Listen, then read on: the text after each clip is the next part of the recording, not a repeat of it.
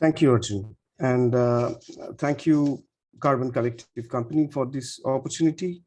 And I welcome on behalf of the panel all the members who have already registered and have logged in to this particular panel discussion. And thank you, all my esteemed panelists. I'm really proud to be there along with you in this panel discussion. And as you all know, that the panel will try to look at the nuances of ESG for business and the importance of alignment to the government priorities. So this is the primary purpose of the discussion. And what we are going to do is we are going to go around and we are going to bring in all the perspectives that we have among ourselves to come out with some pointers which may be working as a takeaway for all of us there today in this session. But before we move into the discussions and before we move into the specific sessions for each of the individual members, just wanted to connect some of the dots over there. We are all familiar with one of the term maybe which most of you would be aware of is sustainability. And here today we are working on the term ESG. Are they different? And what is the basic difference between the two? So when we are talking about sustainability, we are looking at the entire overarching agenda of a business's sustainability in the longer run. It does not remain restricted to the non-financial or financial domain. It encompasses everything. It covers the external environment, the Porter's 5 forces, the supply chain process and everything. And we do not restrict it to the non-financial performance alone. The ESG term got introduced mostly in the last 10 years, and it has gained in popularity, primarily propagated by the financial investors, the financial fraternity. The ESG term has gained in popularity because it is more metrics driven. So what it does is gives you specific KPIs under the non-financial parameters, which actually links back to the domain of sustainability. So the two terms, sustainability and ESG, are very closely linked. They interact with each other. The ESG brings in a more metrics-driven approach to achieve one of the areas of sustainability, but it does not cover the entire gamut of sustainability areas which the business needs to be looking at or taking care of. Now, we know that there is a consistent drive across the business world in integrating ESG initiatives into its operations, in trying to find out specific KPIs, into integrate into the enterprise risk management framework of organizations. So the drive we are seeing in all geographies. I mean, see, we all belong to different geographies. I'm seeing it in India, and you all must be seeing it in your respective geographies and respective organizations. But do we do it in a silo? Do we do it just individually as a business, identifying our own specific areas of focus and detached from the government initiatives, detached from the national or global initiatives? Or does it need to be synchronized? And how do we achieve success, the goals, the larger goals of the entire world? How do we meet that through ESG initiatives in respective business? Let us look at some of these areas as we go ahead into this discussion today. I'll request Mr. Abdullah to open the session, where Mr. Abdullah, I request you to share your insights on your understanding of ESG, your concepts on ESG, and how exactly it can bring in leverages for business. And if you'd like to share some of the challenges that you might have also seen, which you have come across in your experience. Over to Mr. Abdullah, please.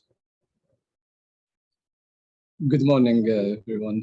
Thank you for the introduction, Arjun, and thank you for the introduction, Indra. ESG, I would see it. It's an initiative as a business that the business has to really look into it and build it like a product, thinking that this is your revenue, you're gonna generate revenue out of it if you apply it right, if you communicate it right with the right messaging. If you're gonna take ESG as a requirement, then like a burden, then it will be difficult to implement. Yes, if we're gonna compare ESG taxonomy to the financial disclosures. There are differences because financial disclosures has those standards for a while and consistent. However, ESG doesn't have that yet. And soon, hopefully, the ISSB to be launched end of this year, and we will have a standardized ESG reporting, which will ease the process to for companies. But right now, I would see it's a mission that should come from top to down, from the management, board members. They have to believe in it. Since right now it's not a mandatory by by regulators or the business right now. The push coming from investors. So in this part of the region, in the Gulf, we see there is a big movement in the past couple of years, led by the government. Private sector has to move on along with that. Yet there is a lack of talents in this region in terms of ESG, which I see it evolving from from sustainability, with the differences you just mentioned. So the sustainability was not well understood in the past 10 to 20 years. The sustainability here was like, it's more into environmental. So it's easier in Europe and other part of the world that to move from sustainability to ESG. However, in this part of the region, we need to focus more on it. How we can benefit out of ESG, the studies, there are lots of studies talking about or proving that ESG on the long run is more profitable than the normal business. How you can prove that? Through studies. And that was proven during the pandemic. So the only thing you need to do as a company, you have to believe in it. It has to be embedded in the top management targets. It has to be built in the vision and mission of the company. Then after that, you can start on selecting the, let's say, the right consulting companies to analyze where you stand as a business, to give a recommendation on the core business and the core focus. Because ESG topics are all important. However, there are some priorities depending on the industry and your company. Then once you get the recommendations by this consulting company, then you will look into which is the closest reporting framework that you would go with, and then apply that steps until to the rating company, or selecting the rating also matrix. So I believe from it's long down the road, it's profitable to the company. However, the management, top management, has to believe in it, and they need to move towards the ESG right now. Because it will be sooner than later that it's a mandatory. So you can learn from your experience right now if you start from now. Back to you. Thank you. Thank you, Mr. Abdullah. And that was a very good perspective. And what we get is basically it needs to be driven from inside, and there needs to be an exercise which the businesses do in order to identify their priorities and lay out a long-term roadmap. Of course, see, in different geographies, they are coming in different forms. In your place, see, the government guidelines are coming in, but in order for the business to kind of synchronize with whatever government guidelines are coming in, there will need to be an understanding, appropriate understanding deep inside the organization, and appreciation of all the issues under ESG, and a roadmap that needs to shape up inside the organization for a long-term see, achievement of goals together along with the national level goals, right? So with that, I would move on to Mr. Susic. And Mr. Susic, if you can bring in the linkages of the national and the global goals, and exactly where you see businesses need to come in and try to take a look at the linkages and try to align themselves with the governmental goals. Mr. Susic, please. Mr. Guha, thank you very much. It's a pleasure to be here and a pleasure to have an opportunity to share my thoughts about this. And again, thank you very much for a great introduction. What Mr. Abdullah was saying, I think is completely right. And you know, embedding the ESG principles in a company's strategy and vision and mission, and also trying to have that trickle down to the day-to-day operations is very important. But I would dare to say it's not easy. And it's not easy, particularly in the fast evolving ecosystems, regulatory ecosystems that we're facing, particularly in the Middle East. And there are countries that are a little bit more advanced. There are countries that are not as advanced, but you know, are picking up pace when it comes to delivering potentially effective regulatory solutions to these issues. Now, how is this related to the international policy arena is very important, because again, speaking only on my personal behalf, not representing the views of my current employer, I would like to say that I see the international goals as very important pointers, but pointers in the context of developing individual business strategies, individual business models, individual business solutions related to the challenges of ESG and sustainability in the future. What I have experienced working in the Middle East for now many years is that understanding of sustainability and understanding of ESG has gone through a couple of evolutionary steps. It has morphed from saying, you know, we have a kind of an open prairie approach to the resources that we have at hand, to something that is, you know, looking at saying our resources are finite, and the resources that we're currently using and the way how we're exploiting them is not very sustainable in the long run. So this has to be addressed. And the international policy arena in that context serves as a very, very good, I would say, library of different options, of different solutions, of different practices, of, you know, both success and failure stories in terms of applying these principles into the day-to-day operations of corporations and businesses in the Middle East. Now, what I also think is very important is that, speaking particularly about Middle East, as a professional who's been working here for quite some time, I see it as an open laboratory. It's a laboratory where people tend to practice and test things that have been done elsewhere, or just to, you know, exercise their innovation and their innovative spirit and try to find new policy solutions.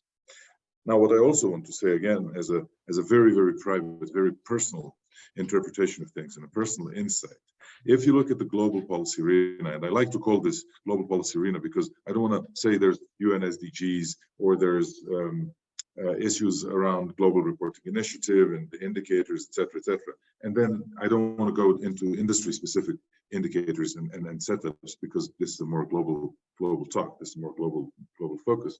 What I want to say is that we have seen examples of using particularly high-level development goals and high-level sustainability targets for something that would classify, in my own private opinion, as greenwashing. We have to be very, very careful to say that whatever we do is not sustainable, whatever we do is not green, whatever we do does not contribute to our sustainability goals. And I honestly don't have a problem with that when the corporation says, you know, we are trying to do something, we're focusing our efforts in the right direction, but we're not achieving everything. And this is what I think a very, very important issue here, and this is how I would like to conclude here, is that the international policy arena, the international context, brings a plethora of opportunities for companies, for businesses, for corporations to look, even governmental sector as well, to look at potential indicator setting, potential reporting mechanisms, potential disclosure mechanisms, because I think it is very important to start and push in the right direction, although you don't have all your ducks in a row.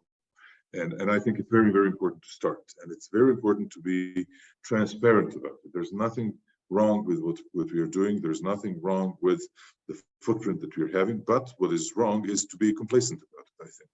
And we need to start actively working on it. Nobody's expecting that we should turn around our business models in 1 or 2 or 3 years, but we have to start stepping in the right direction.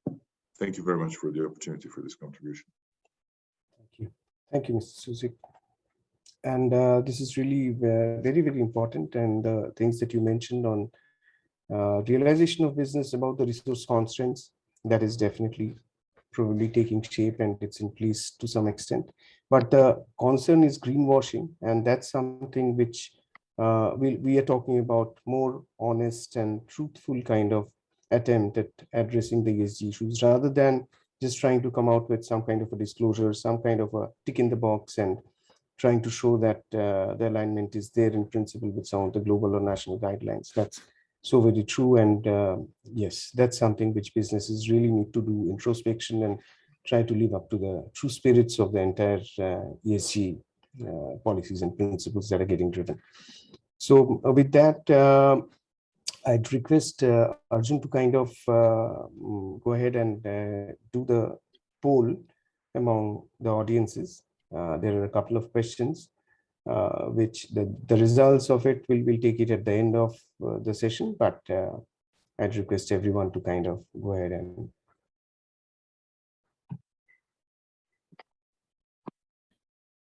Thank you, Mr. Indra. The poll is live. Right.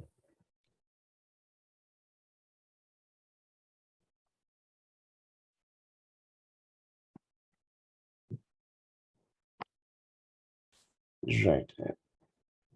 We can carry on with the discussion as it goes on, right? And we can get the results towards the end, Arjun? Sure, we will have this poll open for another 30 seconds, and then we will close the poll, and then we can continue the discussion. So this poll, I request all the attendees to please fill it up fast.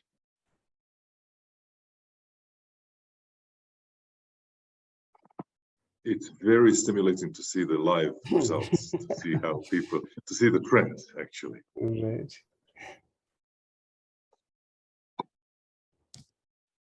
So we have 62% participation till now.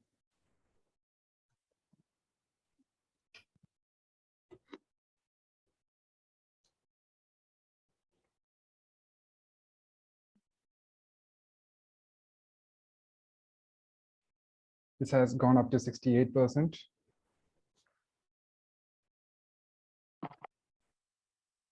I think unfortunately the speakers don't get a chance to participate in the poll.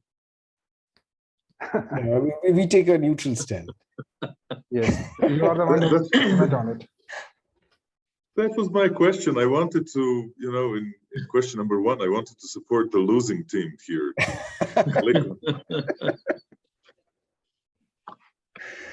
Okay, so we will end the second one. I see it's 50-50 split as of now. Yeah. Yep. Right. Are we done, Arjun? Let's end the poll now. It's at 75%. Yeah. It's mostly we have got the responses, right? Thank you.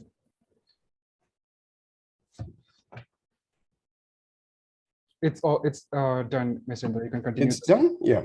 Okay. Then moving on from there, I request Mr. Gaurish to come in and share his experience about how initiatives need to be driven, and particularly has been part of Masdar, and we have all heard about the wonderful initiatives driven by Masdar at different points of time. So Gaurish, I'd request you to come in with your experience and how you think it has been really aligned, and what are some of the critical success factors of aligning and gaining leverage out of the alignment for the business. Thank you, Indra. I hope everyone can hear me clearly. Thank you, Arjun and Gokul for the invite and the opportunity, Carbon Collective for the opportunity. I'll start at the outset by saying that I'm glad the poll doesn't indicate anything contrary to what my opinion is as an outline. Yeah, so let me start up a little bit on the ESG initiative, continuing on what Indra has already said. I think the buzzword started in around 2004, some UN initiative that everyone has to do ESG reporting. And I think everyone took the easiest path, that is sustainability, the way back in 2006, 2008.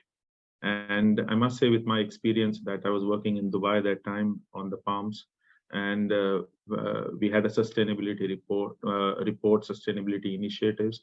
And when the economic turnaround came around in 2008, 2009, sustainability was the first thing to be dropped.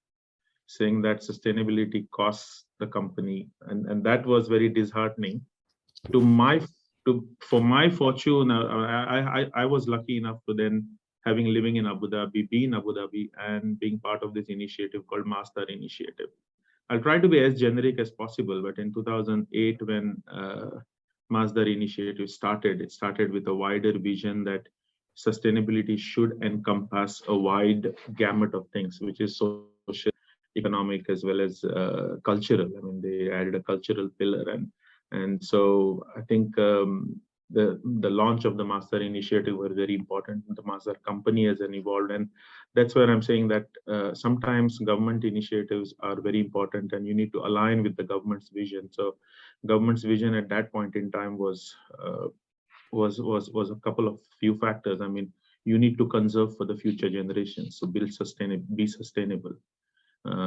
You need to, the second thing was the country or the emirate needed human capital to be grown, so be a foundation for the human capital. The company needs the place needs a platform. So Masdar was asked to set up as a free zone, to basically help new industries and budding industries to come and set shop and grow, to provide a platform for sustainable industries, and all under the gamut of ESG and sustainability.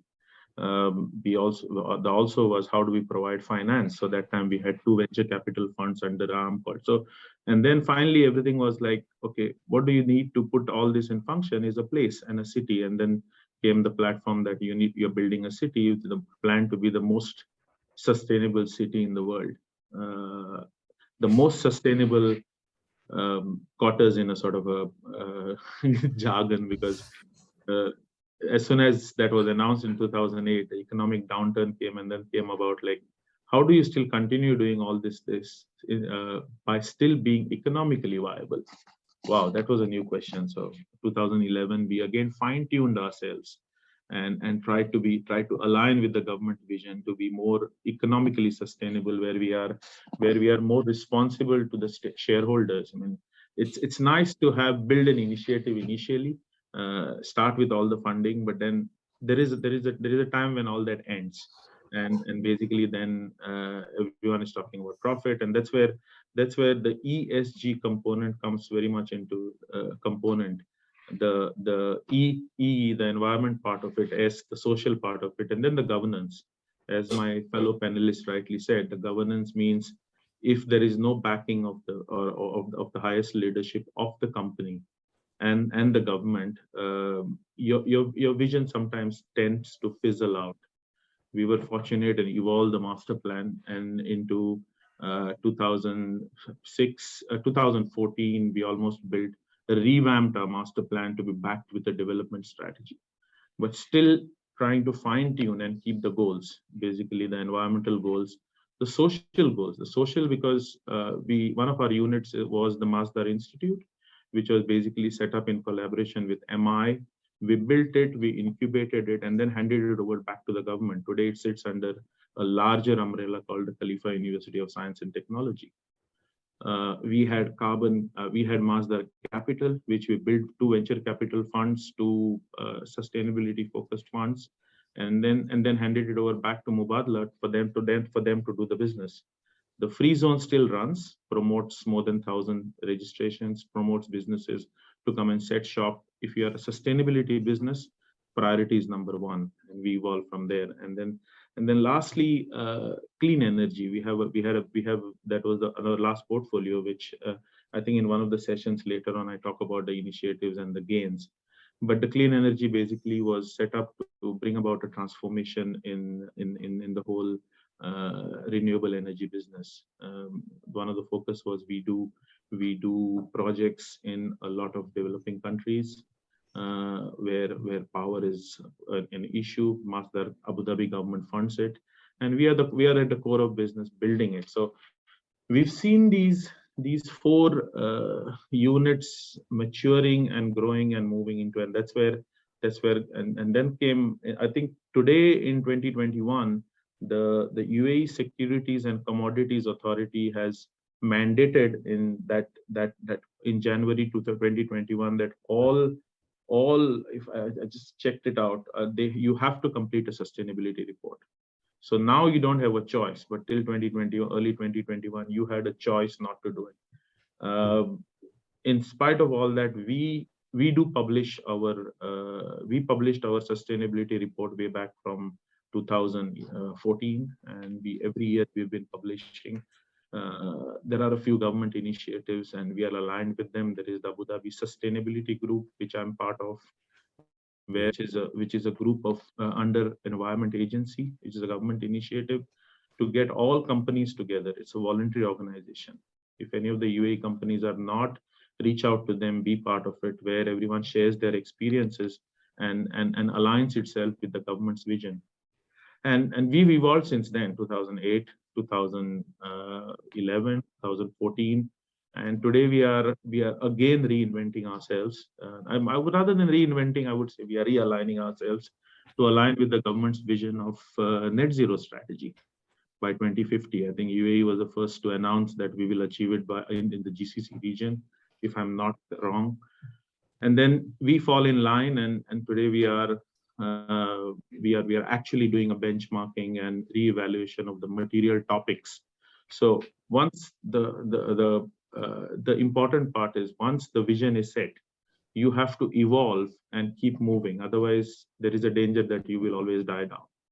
And today we are evaluating our ESG and sustainability strategy and reporting. We do our reporting as per GRI standards. We are setting our data management standards. We are setting a command and control center to measure embodied carbon, operational carbon. And finally, we are in the process of identifying material topics under E, S, and G.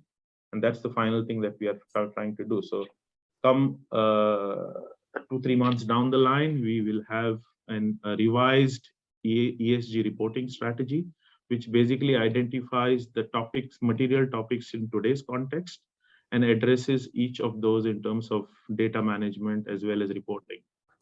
So to summarize, what I wanted to say is 2008 to 2022, where I've been involved with this company in different capacities, we are evolving at each stage to align ourselves with the government vision without losing the overall intent or the vision which was set by the leadership, as well as the C level of the company, I would say, and then we try and work with it. And I would leave the value judgment to others, whether we are successful or not successful. But I think it's important to align with the initiatives and basically. So I think today it is important to identify for each organization, what's the government vision, what are the material topics you want to consider for reporting, and evolve in that fashion and have a reporting system which is standardized. I think there are a couple of systems.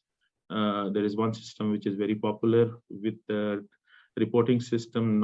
I'm not trying to be promoting anything, but if you choose one system, you take it to the end to basically align with all the components.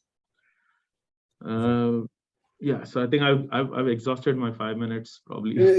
Yeah, I'll come back to you again. I have a couple of questions for you, but yes, you're very right. I mean, this is something which we are seeing in India as I work back in this particular geography mostly. So what I see is also these initiatives are getting taken. Industry sectors are trying to kind of pick up the cues or pick up the goals and targets set by the government, and they are trying to align with that. And there is an initiative from the industry association. You mentioned about a group that has been formed where all industries are coming together and brainstorming. This is similar kind of a stuff that has also developed in India under CII. And we are hoping that the sector level roadmaps and all, they are going to also shape up very soon, which will be aligned to the national level goals, and they're making it more ambitious. They are planning to make it more ambitious than even the government has set for itself.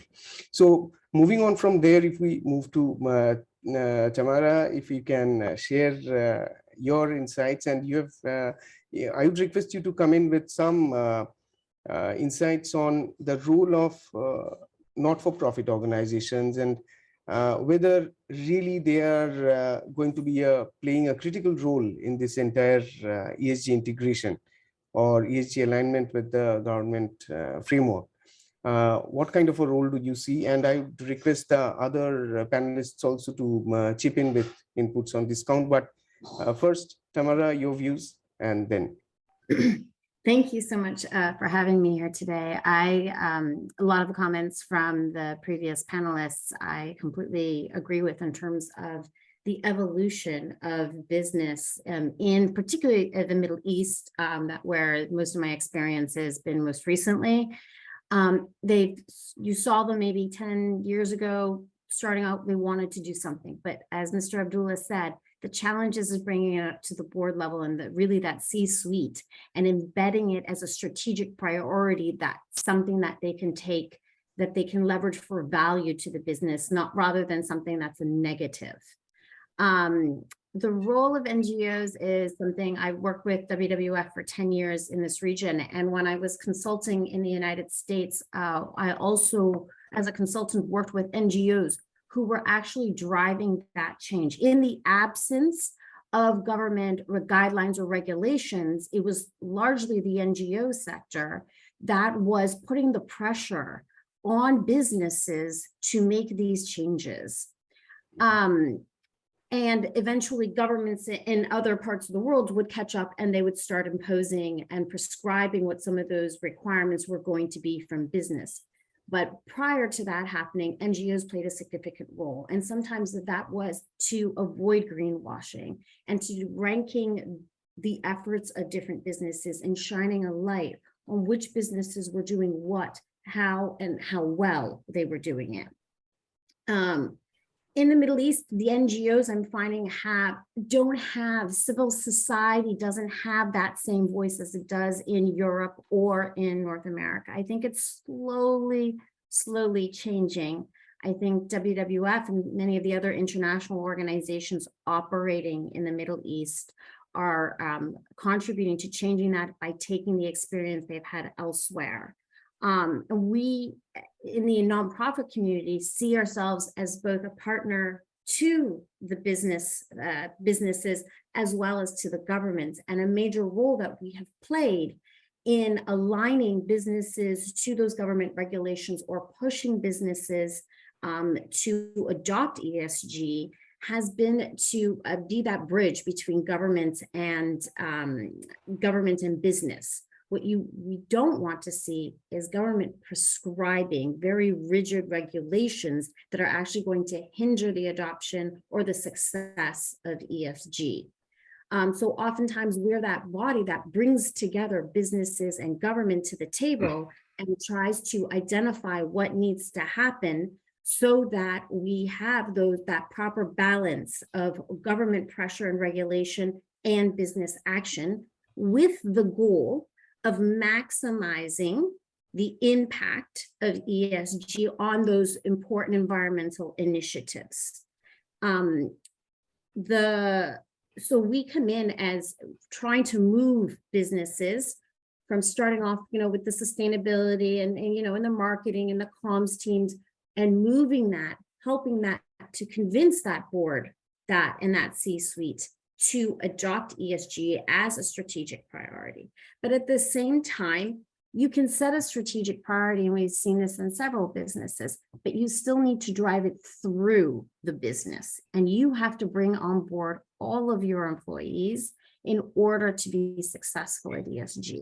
And that's another role that I found at WWF and a lot of NGOs play, is driving it not just at the C-suite level, but throughout all of the other levels to really be able to leverage the value that ESG can provide to an organization.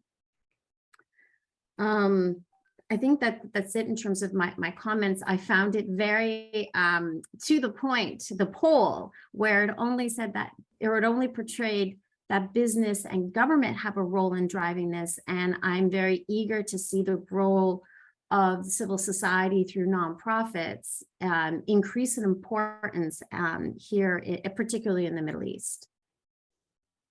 Right.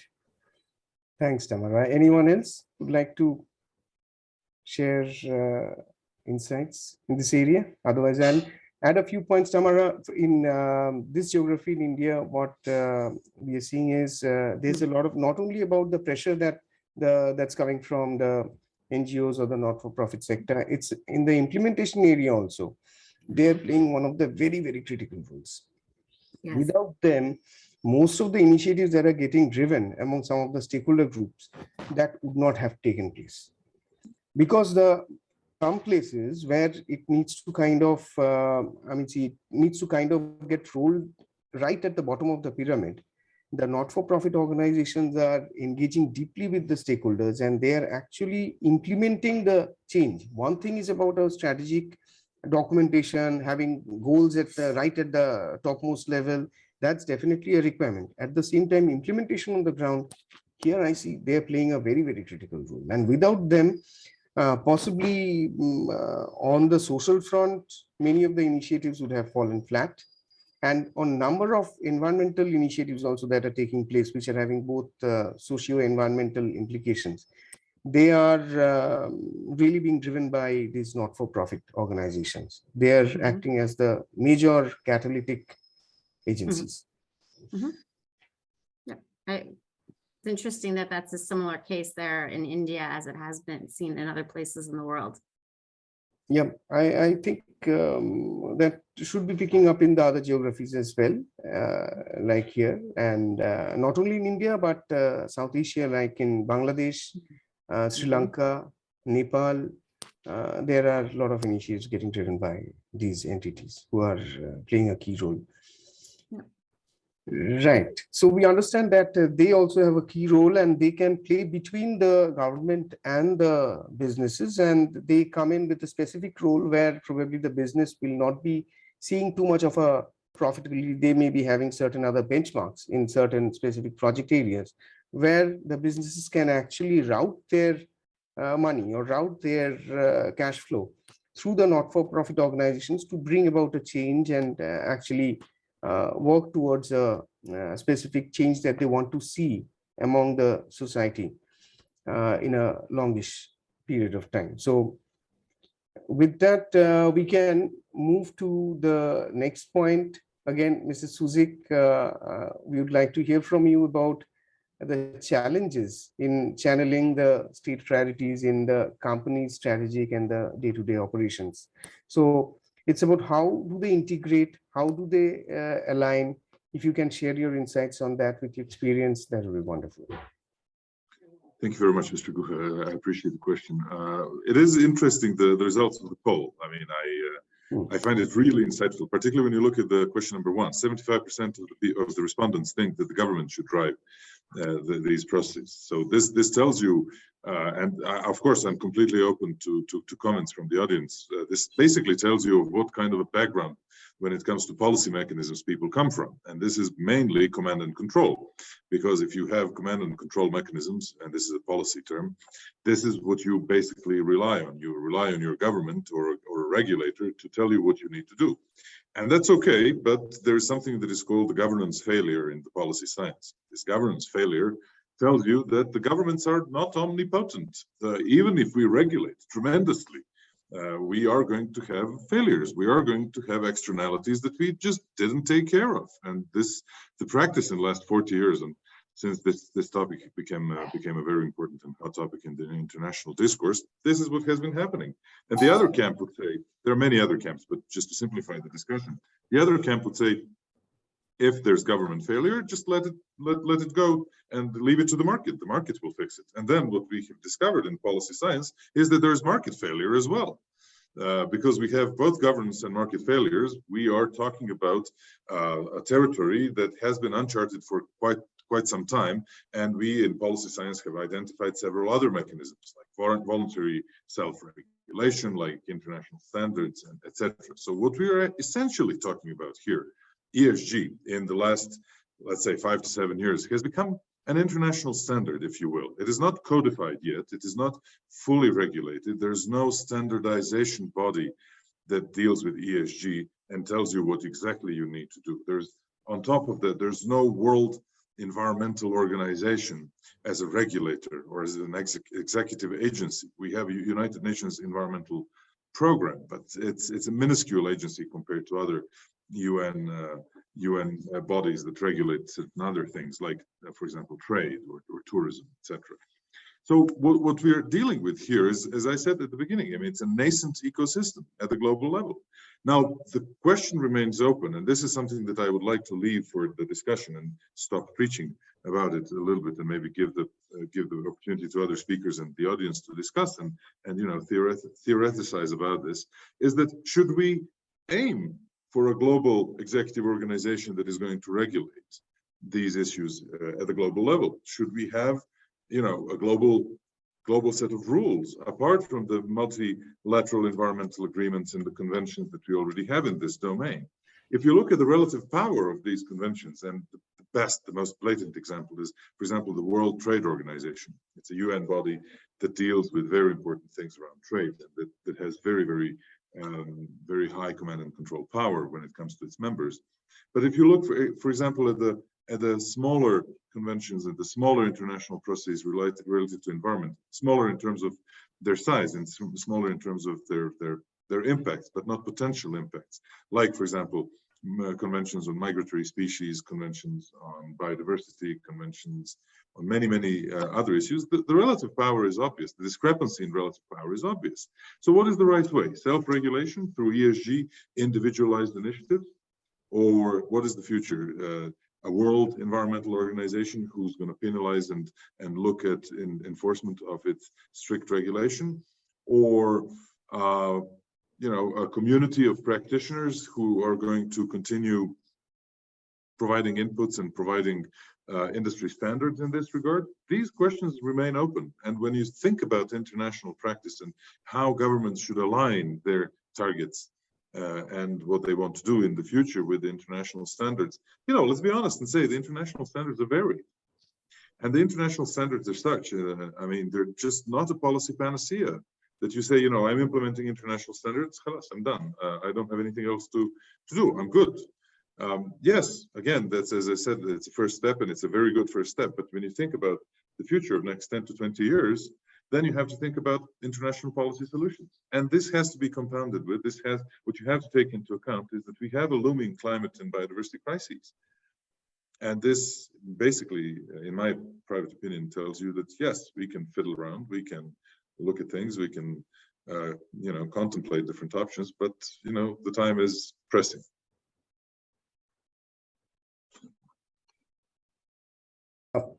Thank you, Mr. Susic. And with the time pressure coming in over here for us, I'd request Mr. Abdullah to share his views on the communications and the disclosure part, and how communications or disclosure on ESG can actually help bring in integration with the national or global policies and frameworks. Well, first, I would like to mention that what Tamara and Susic and Gaurish talked about regarding the government, yes, I fully agree with them, because now when you have regulators and they have a clear direction, sometimes when you want to, if you want to carry on an initiative, then it doesn't go in line with the national initiative. Maybe down the road, this will be changed because now you're working on your own. So if it comes from the government, going in line with the vision of the government, then at least that whoever is going to work with you later on from other industry, it will be easier for all of us to be in the same page. I also agree with Tamara on the NGOs. NGOs actually are the executors on the ground. If they are not capable, and this is what we face sometimes with NGOs. Private sector is usually funders, and they can help, but they cannot execute the whole process. So if we don't have NGOs that well trained and understand their mission, then there is an issue in the execution later on. Back to your question, yes, communication is the essence of how can you convey your action to your stakeholders. As I mentioned in the beginning, that if we wanted to take ESG as a retail product, that we want our customers to understand our business, to understand the benefit of this product, and we make sure that we will get our customers to buy our product, to profit out of this product, then definitely we will be using all channels that we have in order to reach our customers. Then the same, if we want ESG, if we want to reach our customers on the ESG, we need to be transparent in communicating, and we need to be clear. We shouldn't be, ESG shouldn't be like the financial disclosures. Right. If I want something, I will go under about us, etc. No, it should be very clear. And there is a page containing all reports. The reports should not be a mandatory reports, i.e. it shouldn't be once a year. Even if you're gonna have it once a year, at least there should be like quarterly or every 6 months, an update on your actions that you promised last year. So I don't need to wait for 12 months to get your reports. If you think this is a product, you want to sell it, then you will do your best to communicate it on all possible way and using a simple language. If we want our customer, if we want our stakeholders, which part of them our customers, which is they need layman's terms, they want simple things. We don't want to get them into those terminologies of the financials, etc. We have to be very simple in the way we are talking to them, conveying our messages through videos, through graphics, and through very, very short, clear messaging. So they understand the ESG concept, and also they understand where we are right now, where we're gonna reach. You have a clear objectives, you have clear action plan. You need to communicate with them, as Susic mentioned in the beginning, that if you fail, you need to tell me that you failed in implementing that. I need you to be transparent, and that could be only through through a clear communication. I'm sorry, mindful of the greenwashing that Mrs. Susic had earlier mentioned, also, particularly in communication. Yeah. Definitely, without clear communication, then definitely there will be an understanding of the greenwashing. And as I started in the beginning regarding the financial disclosures, we don't have clear standards right now. So we don't have the trust actually of our stakeholders that we will be conveying the right mission and actions, etc., because we don't have the clear standards.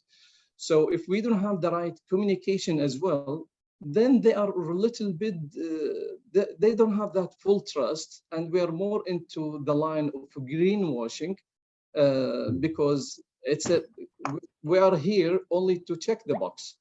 This is their understanding, because we don't have the experience on that on the ESG. And I have to drop off, but I would like to thank you. I would like to thank the Corman Collective for this opportunity, for increasing the awareness, especially in this region around the ESG strategy. Thank you, Mr. Abdullah. Sorry for holding you back for a few more minutes, but these were wonderful insights, very critical. Thank you again. Thank you. With that, Gaurish, I would request you to kind of share some points about the initiatives that are getting driven at Masdar, particularly from a point of view where you can share quickly some insights on whether the government is actually laying out the ecosystem for taking up certain initiatives. Maybe there are directives, which I'm relating to some of the things that I'm seeing in my geography as well. So there may be certain directives, there may be guidelines, but is the ecosystem there for industries, organizations, businesses to kind of adopt certain practices which will lead to certain goals and targets?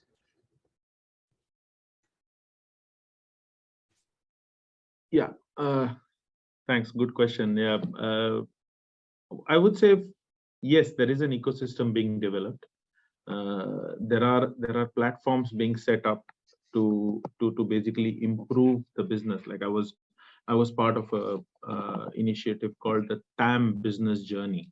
Today, if you Google on TAMM, you can log on and you can directly, the idea was, Masdar was as a case study example where we could put up all our industrial plots available.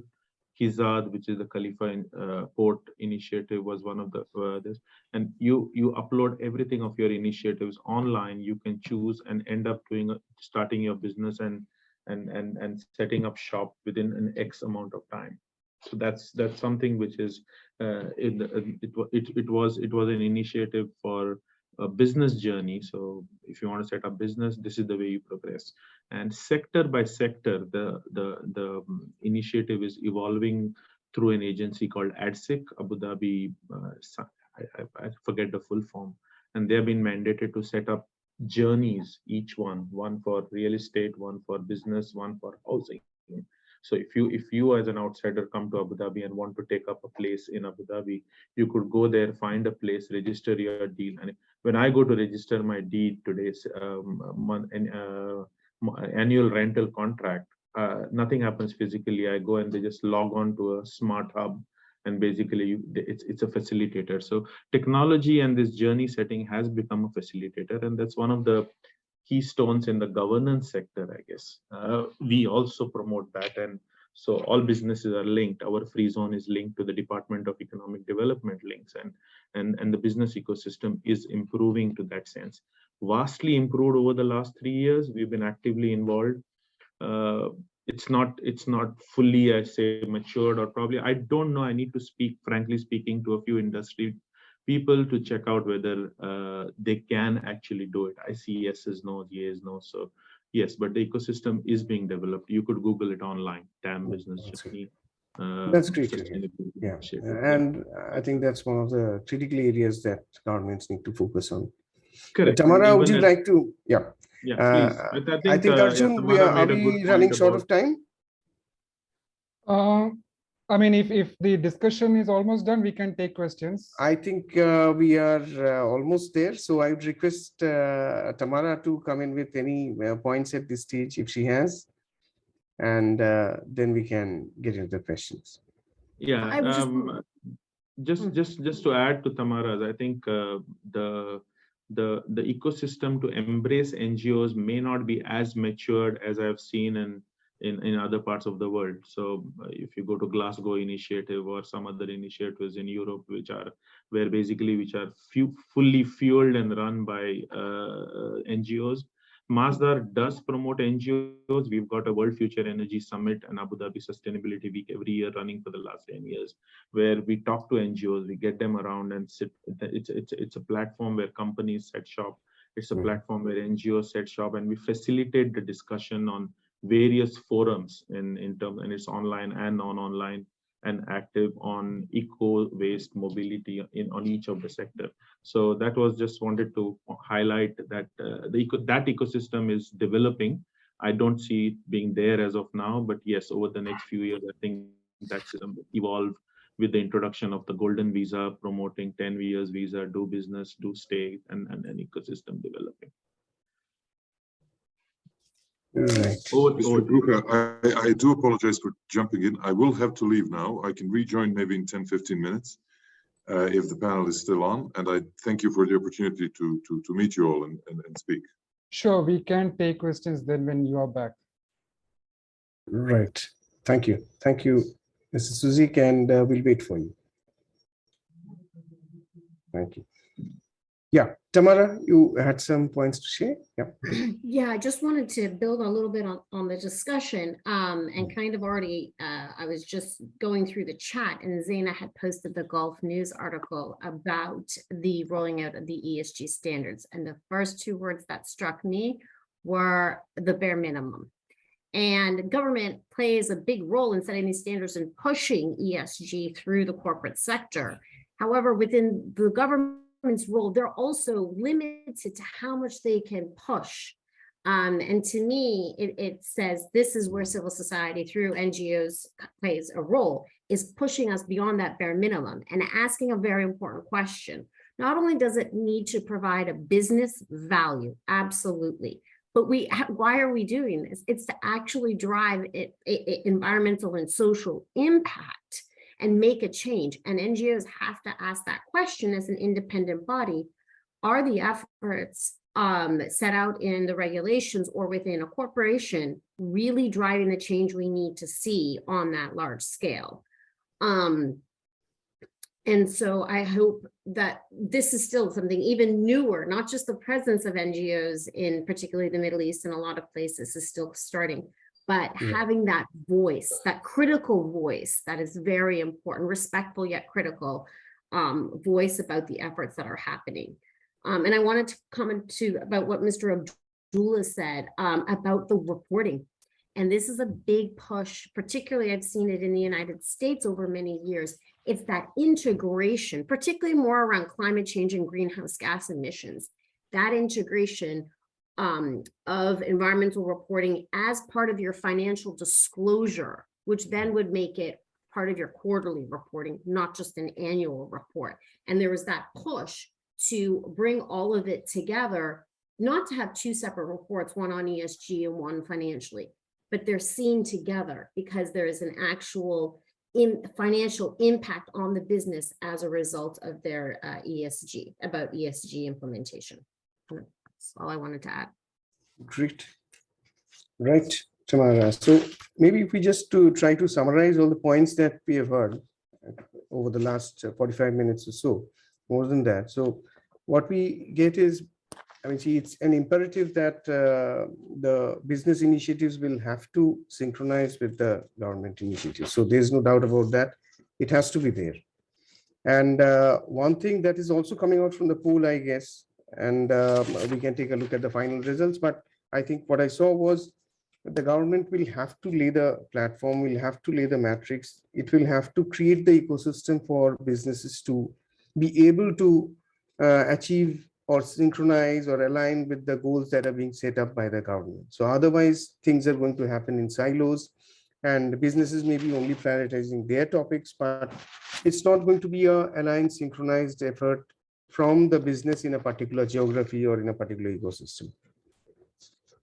Right. And there's a very, very critical role that is played by the NGOs, civil society organizations in kind of coming in as a catalyst to kind of enable some of the places where government is not being able to enforce, or government has its own limitations, as Tamara, you mentioned. So it will be able to enforce up to a certain extent, but after that to catalyze, to accelerate, to pick up pace on some of the initiatives and to give kind of a mobility to some of the initiatives. That is where the NGOs and not-for-profit organizations will be playing a very, very critical role.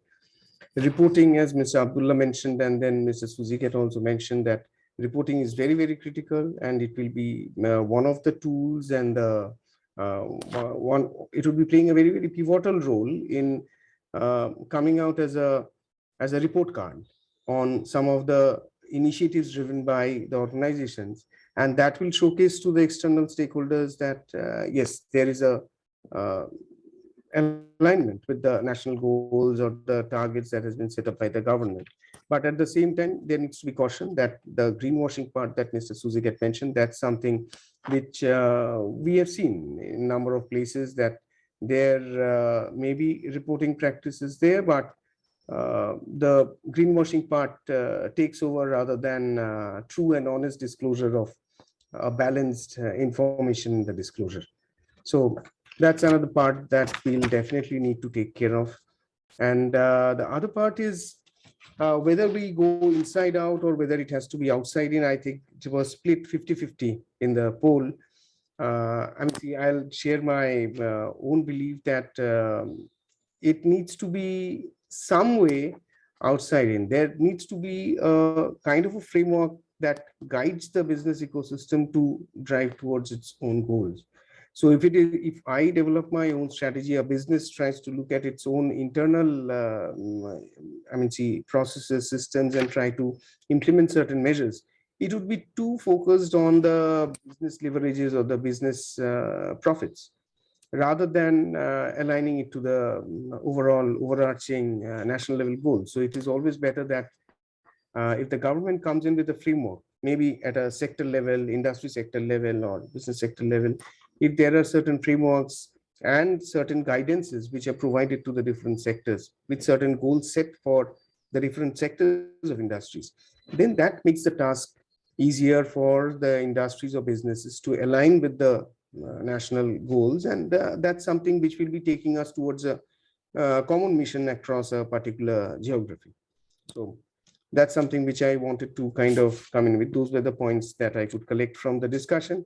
If we want to open it for questions, Arjun, we can take the questions, and then I'd request the panelists to respond as and when the questions get directed.